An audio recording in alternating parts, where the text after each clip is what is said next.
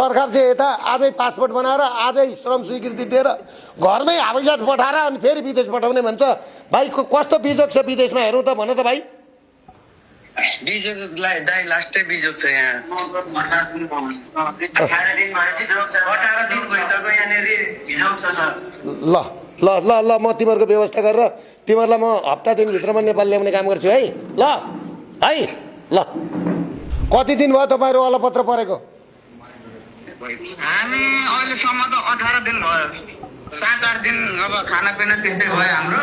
अनि यहाँ गएर कहिले रुटको बास भयो कहिले कता भयो अनि त्यसपछि गएर अहिले चाहिँ यहाँ अर्को ठाउँमा आएर बसिरहेको छौँ। एउटा यस्तो सानो हल छ यो रुम। अनि अहिले नेपालमा त राम्रो सरकार आएको छ त अनि त्यहाँबाट त्यो सरकारलाई भन्नु पर्दैन? अब वैदेशिक रोजगारी यताउता हरेक ठाउँमा पहल गरेको हो। अब पहल गरेर नि अब अहिलेसम्म अब यताउता त्यस्तो कुनै प्रोसेस भएको छैन। छैन? अनि गरिबीको चमेली बोल्ने नि कोही छैन भन्ने सरकार आइरहेछ त।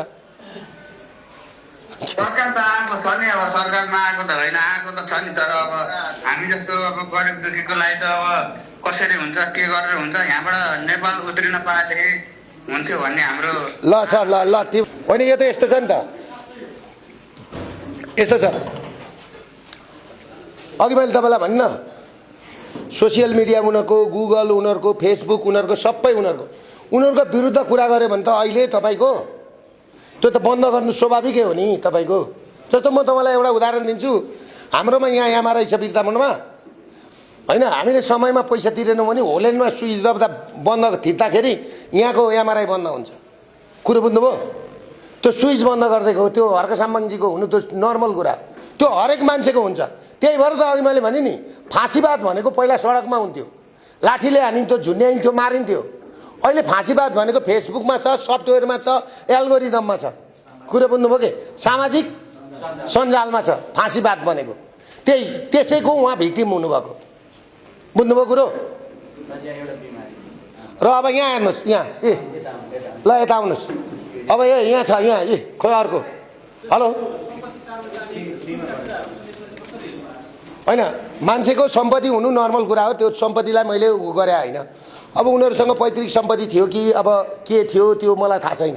त्यो खोज्ने काम मेरो होइन, मेरो त्यो खोज्ने काम होइन होइन। कसैसँग 90 तोला भन्छन्, कसैसँग 2 तोला भन्छन्, कसैसँग 200 रुपियाँ पनि भन्छन् होइन। त्यो भगवान् जानुन्, उनीहरू नै जानुन् होइन के छ कसो छ। कोही अब भविष्यमा कमाउने गरी राखेको पनि भन्छन्, कोही के भन्छन्, त्यो उनीहरू नै जानुन्।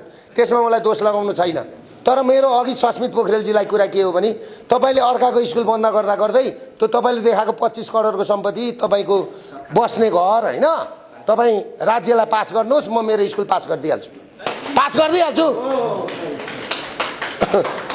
होइन। होइन मेरो यस्तो छ, यस्तो मेरो म त्यो घरका महिलाहरूले प्रयोग गर्ने चिज हो। मसँग सुन छैन, म आफूसँग छैन। सुनको लौरो राजकुमारले गिफ्ट दिएको त्यो तपाईँहरूले देखेकै छ। त्यो कति हो त्यो छैन फिर्ता गरेको छैन, त्यही मसँग छ होइन।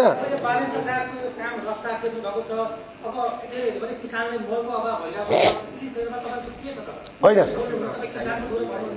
त्यो यस्तो छ, यस्तो ब्यालेन्स छ होइन। मैले अघि मोहीको कुरा गरेँ त, किसानले दुधको पैसा पाएको छैन, 9 अरब रुपियाँ पाएको छैन।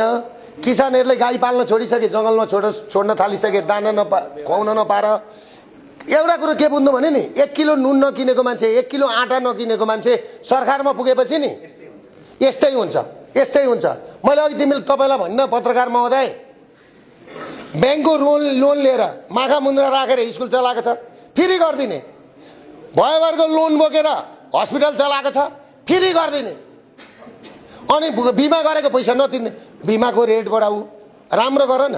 हामीले सुविधा दिएकै छ त, बिरामीको उपचार गर्दैकै छ त।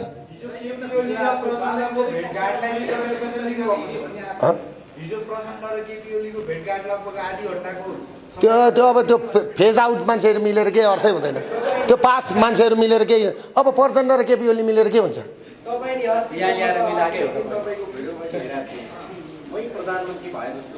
होइन मलाई यस्तो कुरामा चाहिँ मलाई एउटा कुरा छ, होइन मैले बढी भेटेको छैन। मैले 16 जना मारवाडी र 10 जना भनेको यो अमेरिकाको डिप स्टेट जस्तै हो यहाँको डिप स्टेट। सुन्नुहोस् अब अहिले तपाईँले कुरा गर्नु, मेरो कुनै बोलीको ठेगान छैन। मैले मारवाडीलाई पक्रेको देख्दाखेरि चाहिँ नि अब तस्करहरूलाई पक्रिने रहेछन् र कारवाही गर्ने रहेछन् भनेर मलाई आफूलाई मैले गर्ने पनि त्यही हो फिल भयो।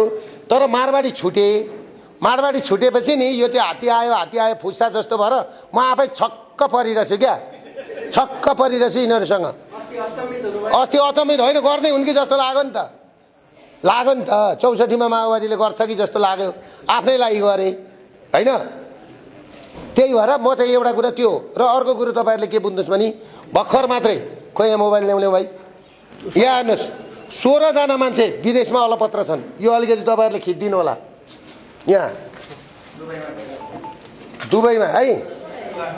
अब उहाँ आउनुभएको छ किडनी फेर्नुपर्ने, किडनी फेर्ने पैसा छैन। पहिला उहाँ जनयुद्धमा लडेको मान्छे होइन ए। ल यहाँ हेर्नुहोस् है ए,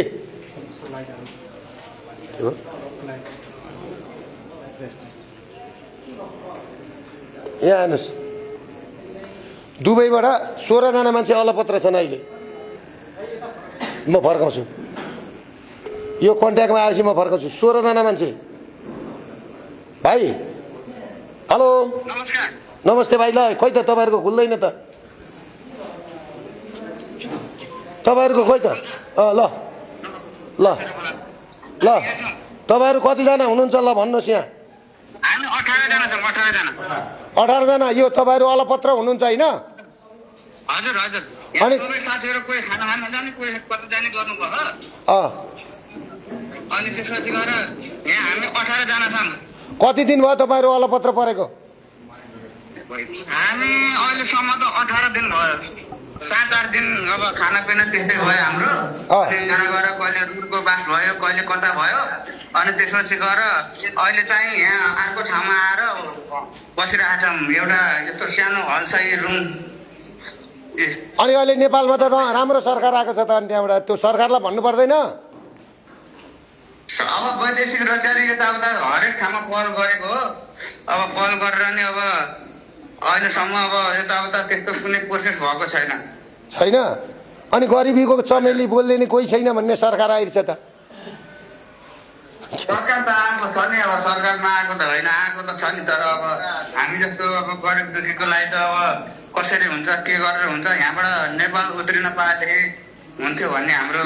ल तिमीहरूलाई मैले हिजो कुरा गरे अनुसार मैले अहिले सार्वजनिक अब गरिदिएको छु भाइ।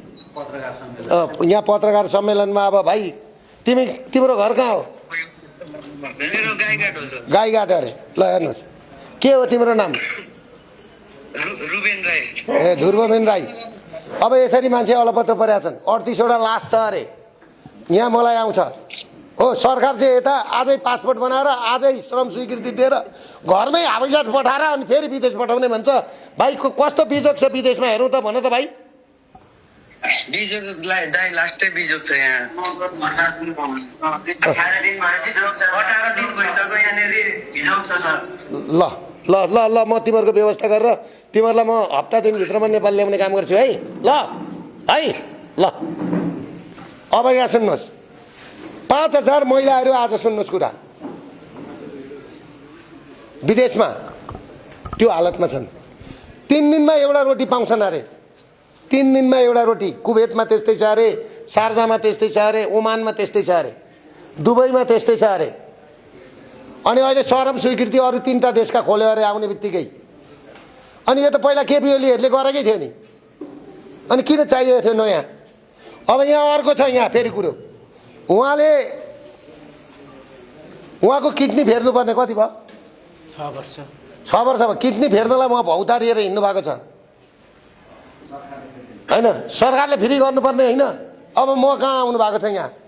उहाँको श्रीमती होइन तपाईँ? उहाँले खाता नम्बर लिएर आउनुभएको छ। मैले हाम्रो नोबेल मेडिकल कलेज या केएमसीका मालिक जेस दान के भन्छ सुनिल शर्मा बिचरा हराइहाले। उहाँलाई भनेको के दुर्गाजी के गर्नु र मान्छेलाई गरेर हुँदो रहन्छ दिएर आफ्नो र खौरेर मसिनो हुँदो रहन्छ दुर्गाजी कति गर्नु भन्दै हुनुहुन्थ्यो र पनि यो एउटा दुईटा केस छ यो किडनी फेर्नुपर्ने यति चाहिँ गरिदेऊ यार मैले पनि गर्ने सहयोग गरौँला भनेको ल म गरिदिन्छु भनेर भनिरहेछन्